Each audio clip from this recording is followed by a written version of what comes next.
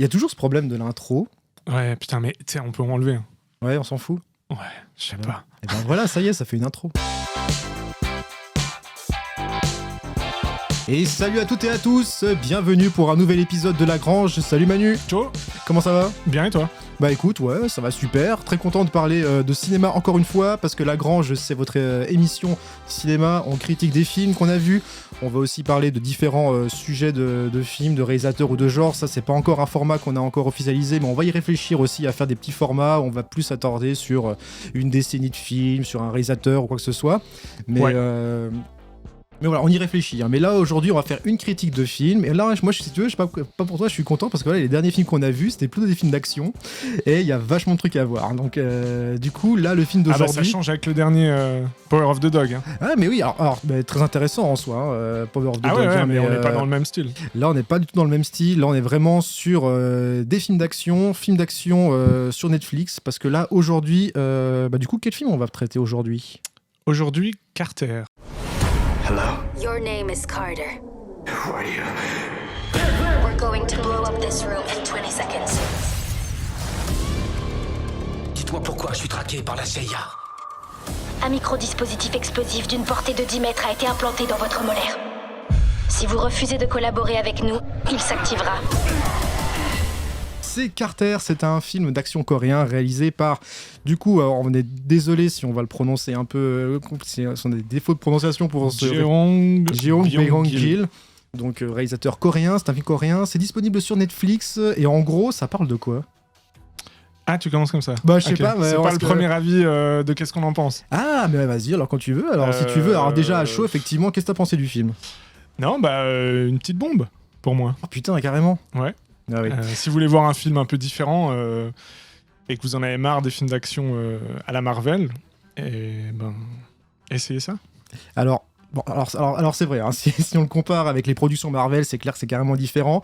Une petite bombe, alors je sais pas dans quel sens, alors moi je l'interpréterais plutôt dans le mauvais sens du terme, et j'ai vu une critique où j'ai vu un titre un peu aguicheur sur un site, le choc visuel qu'est Carter, mais je trouvais que c'était pas le choc visuel dans le bon sens, mais voilà, donc toi t'as plutôt bien vraiment aimé. été choqué toi.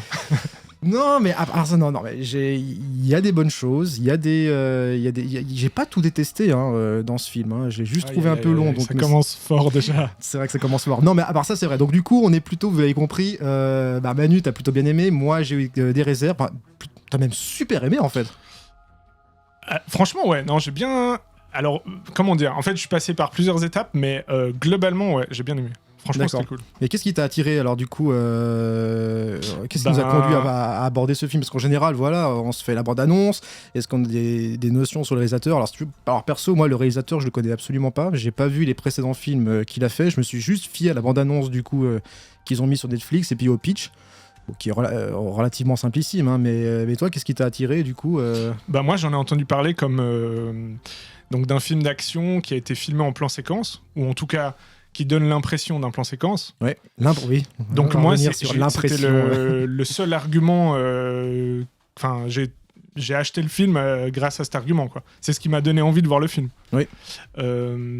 Et puis, c'est vrai que les Coréens sont un peu fous parfois, donc je me suis dit qu'un film d'action qui donne l'impression d'être en plan séquence, go quoi. Ouais, c'est vrai qu'ils ont des propositions de mise en scène suivant les réalisateurs qui effectivement c'est toujours bon d'aller regarder par exemple les autres cinémas parce que en ce moment, enfin je pense, est-ce qu'on revient vite fait un petit peu sur le paysage des films d'action qu'on est en train de bouffer Coréen depuis non, de manière générale, où on est à peu près le film d'action, le thriller d'action depuis ces dernières années. Je sais pas pour toi, mais je veux dire que le constat il est assez triste, pour ne pas dire déprimant, parce que franchement de la plupart des films qui sont sortis là, ces dernières années, il y a un constat qui est simple. Je trouve qu'il y a une tristesse des films d'action. On a perdu en fait le côté alors le côté nerveux, le côté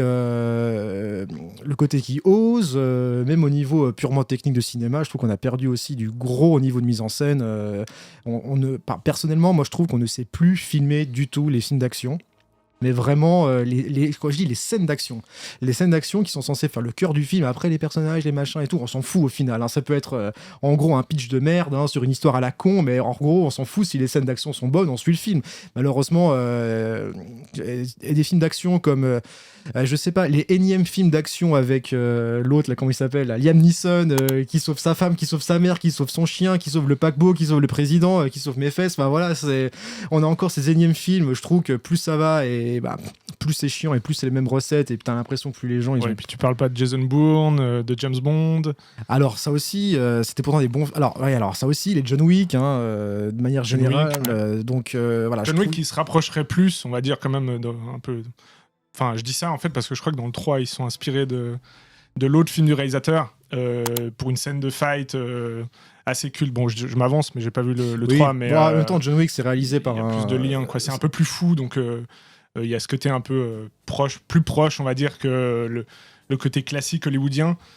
John Wick me semble plus proche d'un Carter. Oui, complètement. Dans un certain sens. D'ailleurs, est-ce qu'on pourrait dire que Carter, c'est un peu. Moi, je trouve que c'est un mélange un peu entre La mémoire dans la peau, mélangé à du John Wick.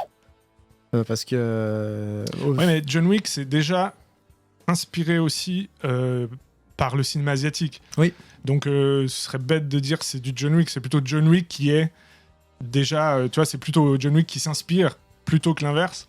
Ah oui, complètement. Après, je pense qu'il y a un truc. En fait, c'est marrant parce que toi, tu l'as beaucoup moins aimé que moi.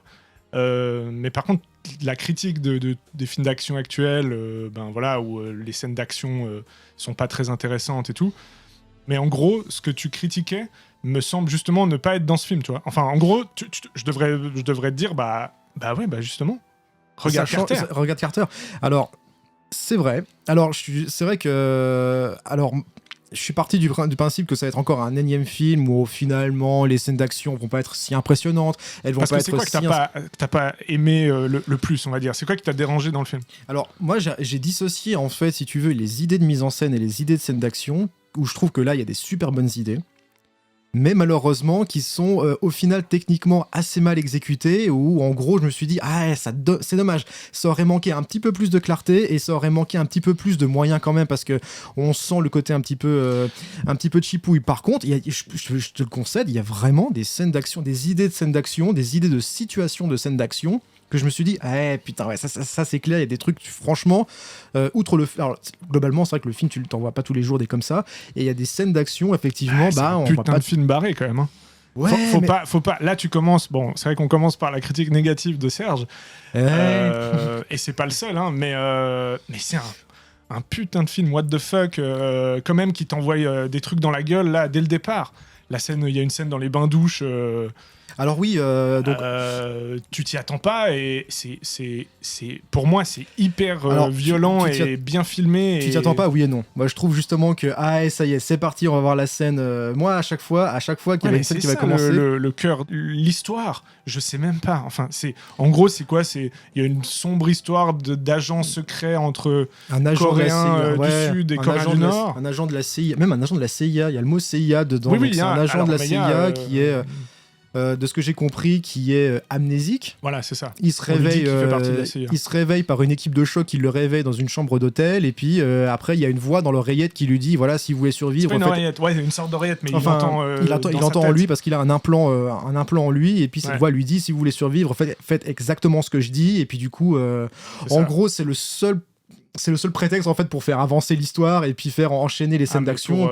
Pour péter des gueules. Ouais, non mais alors pour péter, non mais c'est vrai, pour péter des gueules. C'est le seul but. En fait, ce que j'aime bien, c'est que c'est presque expérimental. C'est tellement brutal. Alors c'est vrai, tellement au bout du truc en mode l'histoire. On sait bien que ça va pas aller. Tu vois, c'est pas. Pardon.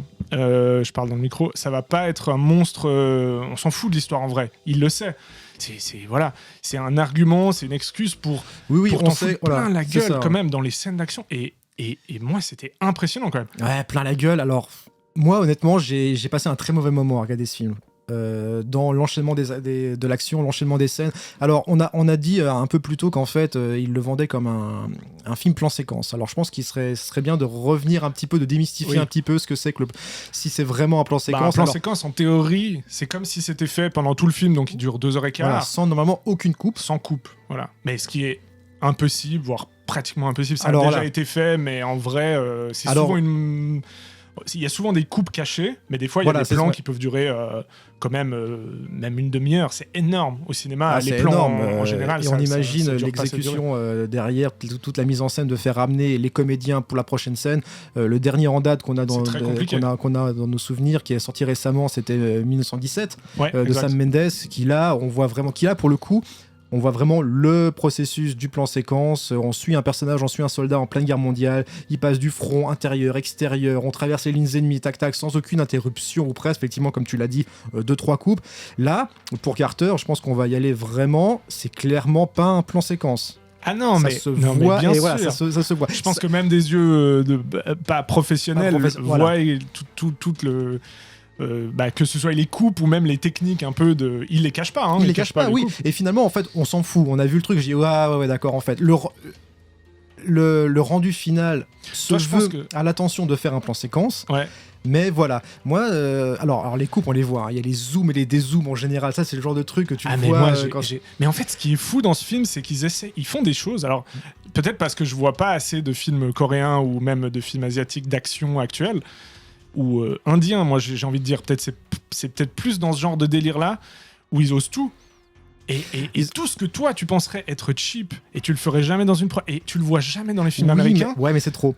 Enfin, c'est pas. Alors non, voilà, alors, je peux il pas- faut je peux- accepter, je peux pas dire suis que d'accord, c'est- il faut accepter le principe de base qui est genre, laisse tomber ton histoire de bon goût, t'es habitué au film américain, visuellement, Alors, si ouais, on veut, c'est beaucoup plus cheap, mais en fait, c'est un charme.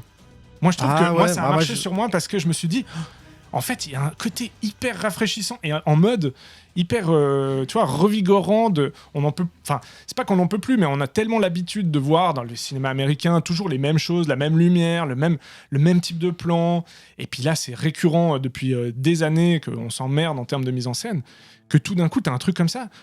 Je m'en fous qu'il y ait des GoPro à tous les côtés, qu'il y ait une image un peu, des fois mini DV, tu Non, sais, mais qu'on dirait. ça, c'est plus marrant qu'autre chose. C'est parce que je pensais à cette scène où on voit qu'il fait de la moto et puis il essaie Mais elle d'entrer est dans un trop van. stylée, cette Et scène. puis, alors oui, mais je trouve. On Alors, va la mettre. on va la mettre On va ici, essayer. en extrait, mais c'est vrai qu'il y a cette scène. Alors des scènes en même temps en moto, il y en a au moins 4 ou 5 dans le film, des scènes de. Enfin, Ah, mais il y a de tout. il y a de profusion de scènes. Ça veut dire qu'en fait, pour moi, il y a pas vraiment. Pour moi, il y a pas de mise en scène, si tu veux. Le mec, il est tombé sur un concept. Mais t'es un malade. Il y a pas, non, attends, je te parle vraiment de mise en scène du film. Pour moi, il y a une très bonne succession de bonnes scènes d'action chorégraphiées, mais pour moi, ça fait pas de la mise en scène. Il n'y a aucune mise en scène, c'est juste que on enchaîne la scène d'action, après un petit dialogue où on tourne autour des personnages, et après on est reparti sur un truc. Pour moi, la mise en scène, elle s'arrête là. Je te concède qu'effectivement, il y a dans l'exécution, quand tu les prends, les scènes d'action, scène par scène, là où tu dis qu'il y a la mise en scène, moi j'appellerais plutôt une super chorégraphie. La scène dans un fourgon où t'as les deux bagnoles qui sont de part et d'autre du fourgon, et puis lui il combat d'un côté, il combat de l'autre, etc. Oui, ça c'est vrai, je l'avoue, il y a des trucs moi que j'ai bien aimé. Il y a la scène à un moment donné, il descend en rappel suspendu, et tout le plan, il tire sur les mecs et tout. T'as l'impression de jouer à un jeu vidéo en fait. T'as Un des côté, plans que t'as jamais vu ailleurs.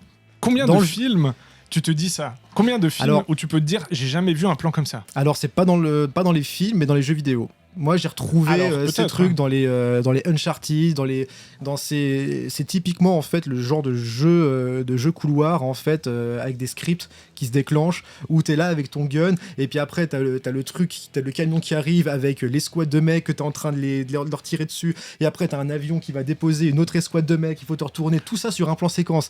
Et c'est là où je trouve que c'est intéressant l'idée et tout, parce que le mec il a dû jouer, ou les gens qui ont fait ça ont dû jouer à pas mal de jeux vidéo. Et ils ont essayé de le retranscrire au cinéma. L'idée est bonne. Il y a même des bonnes choses.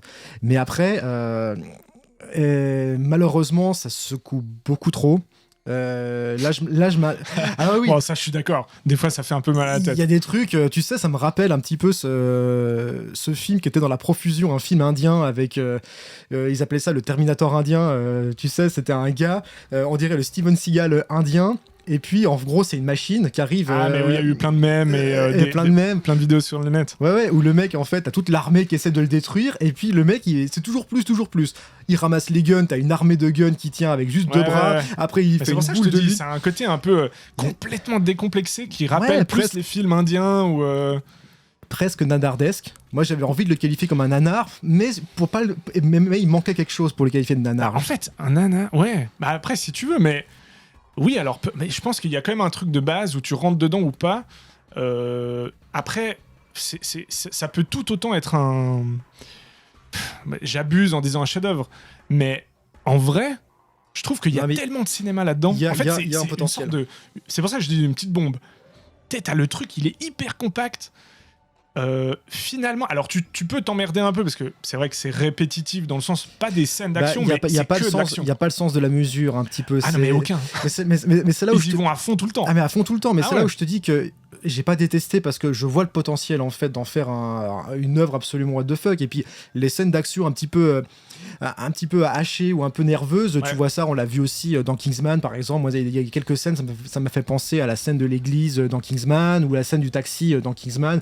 On est vraiment dans ce même rapport là où je trouve que dans Kingsman il y avait un peu plus le sens de la mesure. Et je sais pas, après les Coréens peut-être qu'eux ils y vont à fond, et pourquoi pas.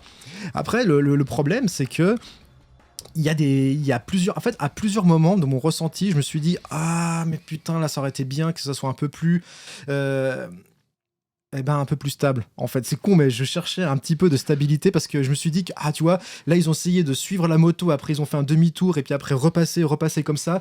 J'aurais aimé un truc un peu plus stable pour vraiment qu'on ait... Moi, si tu veux, les effets de saccade, elles ont complètement saboté, en fait, le côté impressionnant des scènes. C'est ça qui est dommage. Ok, ça t'a dérangé, ça? Un petit peu. Alors moi, ouais. Franchement, ouais, je pense que c'est perso. Je vois ce que tu veux dire. Il y a un côté très... un peu comme si tout le film était fait comme la première séquence de Il faut sauver les soldats Ryan. En mode hyper un peu haché. Et en fait, ça donne une énergie à la scène d'action. Mais ça, je trouve que on s'y habitue. C'est comme un film en 3D. Au début, il te faut 5 minutes avant de se dire il faut s'habituer. Les yeux, ils doivent s'habituer. Justement, non. Alors justement, je me suis pas habitué. Je trouvais que j'avais revu combien de temps durait le film, puis j'ai vu qu'il durait un peu plus de 2 heures, parce qu'il dure un peu plus de 2 heures. Mais tu l'as vu jusqu'au bout, moi. Je l'ai vu jusqu'au bout. Putain, ouais, j'ai tenu.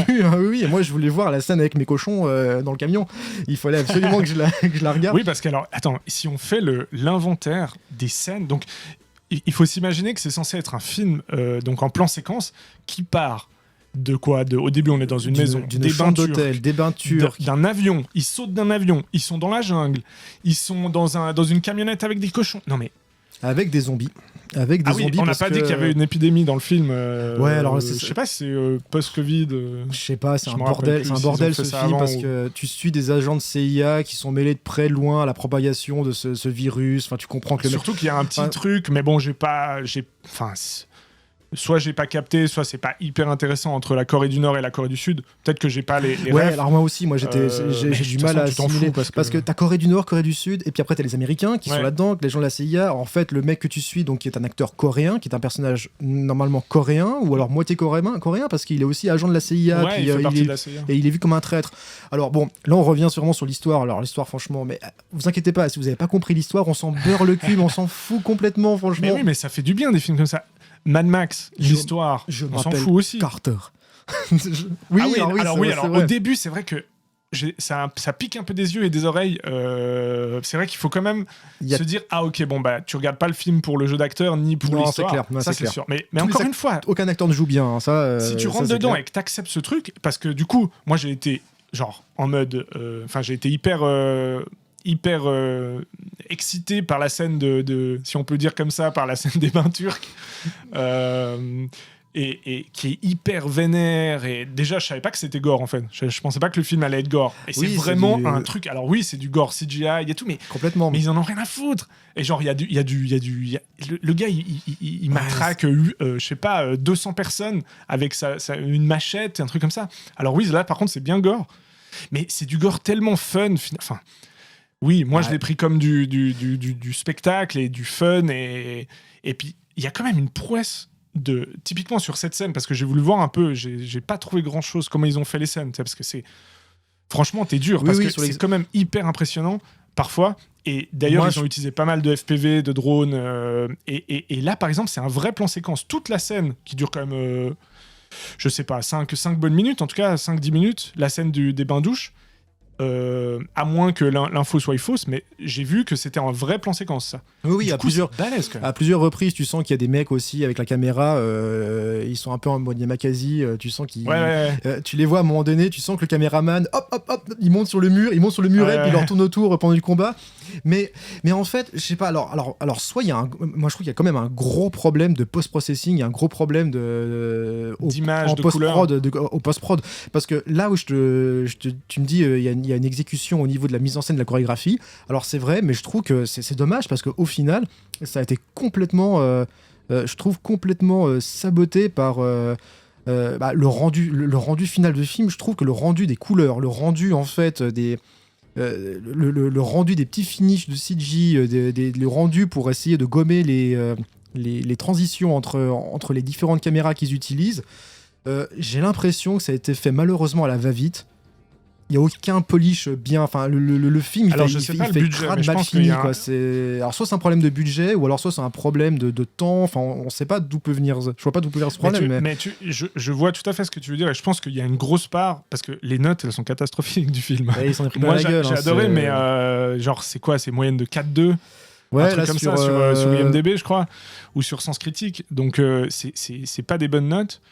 Mais, encore une fois, en tout cas, moi, je sais que ça m'a pas dérangé dans le sens où, en fait, comme on connaît, en fait, si tu veux, c'est le problème inverse de Netflix. Netflix, tout est propre. Tu vois, tout est joli, tout est soigné dans l'image. Hein. Souvent, la lumière, elle est très belle, moi, je trouve.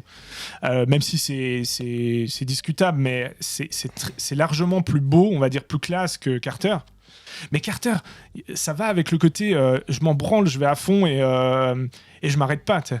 Et je trouve que cette image, t'es là, mais si tu commences à soigner en post-prod, en étalo et tout, il n'y a pas besoin en fait. Je sais pas trop quel process, si c'est les caméras qui donnent une image comme ça, parce que c'est des petites cams, ou c'est aussi du FPV, hein, c'est du drone. En fait, ce que je reproche, c'est qu'il y a vraiment eu un gros ajout de filtres, mais juste des filtres en fait. Je veux dire qu'il n'y a pas eu vraiment de je sais pas si il y a un côté filtré. Peut-être alors. En fait, il y a un côté bouillasse flou numérique, il y a un glow numérique en fait à toutes ces images qui fait que c'est filmé avec des GoPro et des caméras à 800 balles. Oui, sur les plans, il y en a beaucoup, où tu vois que sur le plan où tu vois le taxi, à un moment donné, sur le même plan du taxi, donc il n'est pas censé y avoir de coupe, en tout cas pas de changement de plan, pas de changement d'angle et de valeur de plan. À un moment donné, t'as une image terne et après t'as une image full net et tout, GoPro. Là, tu peux reconnaître les profils colorimétriques des caméras. Bon. On tèche dessus, ça c'est drôle. Ça, quand j'ai regardé ça, je me suis dit à part ça, le truc qui m'a fait éveiller aussi, c'est de remarquer en fait les petits trucs qui n'allaient pas en fait, plus que de suivre l'histoire. Mais mais alors ça, oui, mais parce que t'es pas rentré dedans. Non, tu vois, après la scène dans l'avion, là, toutes ces conversations dans l'avion, oui, enfin il y a des trucs, c'est chiant. Ah non, mais quand il parle, on s'en branle. On s'en branle, mais la scène d'action, il y en a suffisamment pour te réveiller. Et te réveiller sur 90 minutes, sur 1h30 de film, moi ça m'aurait suffi. Alors c'est vrai qu'il est un peu long. Il est trop long. Si tu me vends un film de 2 heures avec des scènes d'action, moi j'aurais préféré des petites séquences où ça aère un peu plus sur les personnages, ça se recentre un petit peu sur d'autres choses pour un petit peu déjà mettre de la dimension, un peu de dramaturgie là-dedans, parce que là il y a aucune dramaturgie, hein. C'est un roller coaster, donc on s'en fout. Hein. Si, alors il y a quand même une histoire. Si tu veux suivre l'histoire. Sa fille, machin. Ah mais en fait t'es ma femme. Ah mais c'est ma fille, on va libérer ma fille. Ils se retrouvent. C'est une histoire de comment c'est des codes un peu. C'est une histoire de quoi? C'est une histoire d'agents. D'agents secrets, en fait. Secret, manipulé de toutes parts, manipulé par ses supérieurs, manipulé par ses pairs, et puis en fait, qui va aller rétablir la justice avec les zombies. Putain, c'est vrai qu'il y avait cette scène. C'est vrai qu'il y a les zombies. La fausse à zombies. Ouais, mais pas mal la scène. Oui, alors il y a une scène où en fait, c'est des scènes. C'est ça. En fait, ce film, si tu veux. Alors peut-être que toi, t'aurais préféré voir en scène, genre une scène de 10 minutes, une autre scène de 10 minutes, ou en court-métrage éventuellement. Alors. En court-métrage, peut-être à la Animatrix, tu vois, où tu présentes plusieurs séquences comme ça, parce que c'est vrai que... En fait, je suis assez curieux de voir ce que pourrait donner ce film, en tout cas cette équipe, en tout cas le prochain film de réalisateur, s'il avait soit un peu plus de budget, ou soit il avait une autre production value, enfin, de voir ce qu'il pourrait faire, ou alors, et de me dire qu'en fait, ce mec...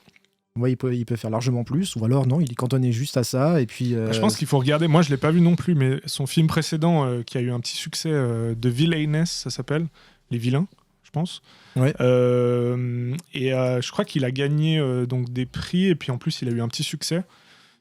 Film sorti en 2017.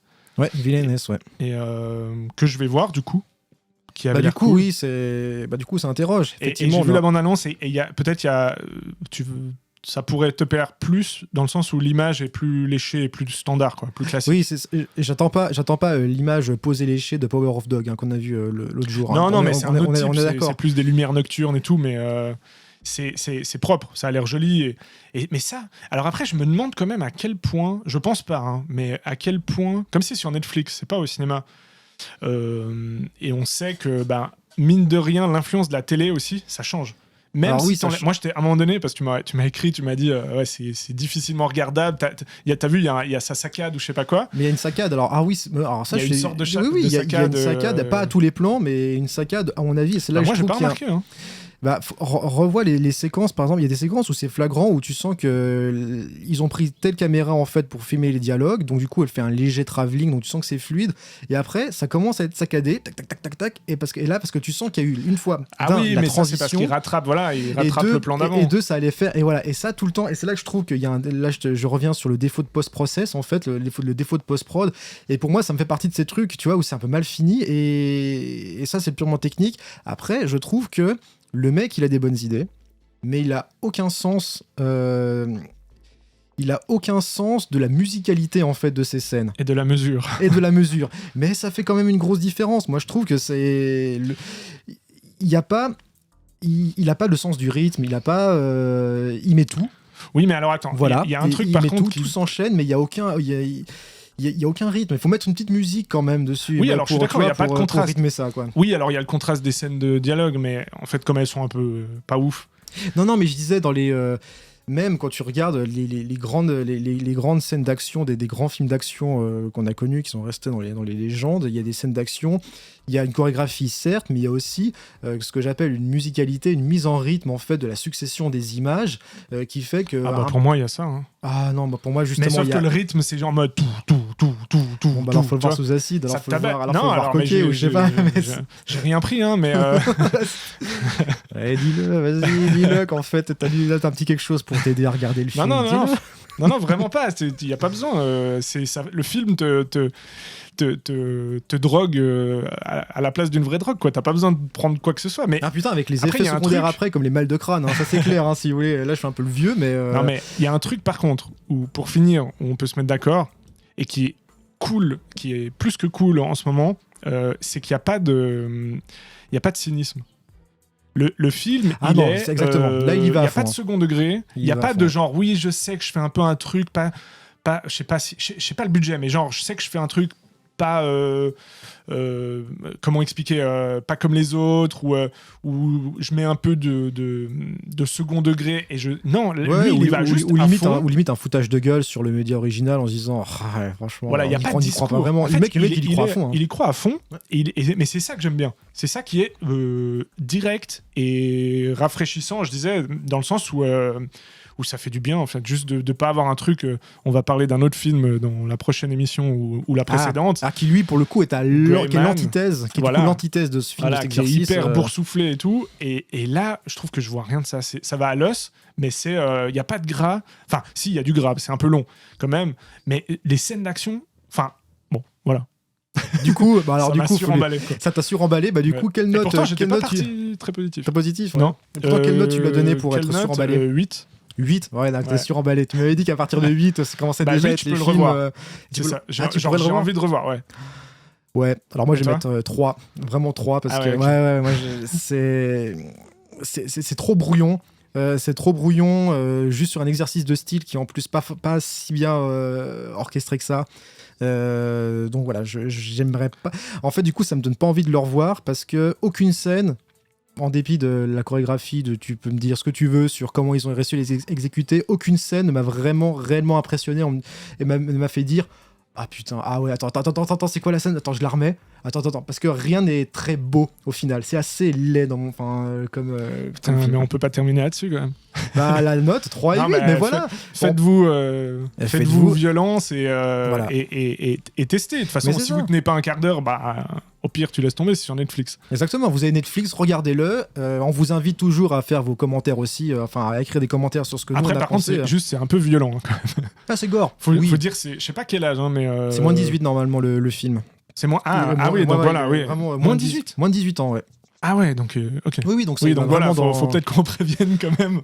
Ouais, on prévient, c'est très graphique, même si c'est très tout en effets spéciaux. Hein, aucune gerbe de sang n'est réelle, hein, ça se voit largement. Mais voilà. Mais après, ça se voit à nous, mais je sais pas si tout le monde le voit. Mais... Ouais, mais en tout cas, ça se veut gore. Donc, jetez-vous sur Carter, c'est disponible sur Netflix. Écrivez des commentaires sur cette vidéo, hein, sur si vous avez aimé ou pas, d'accord ou pas. Là, je pense que c'est vraiment le film qui va mettre.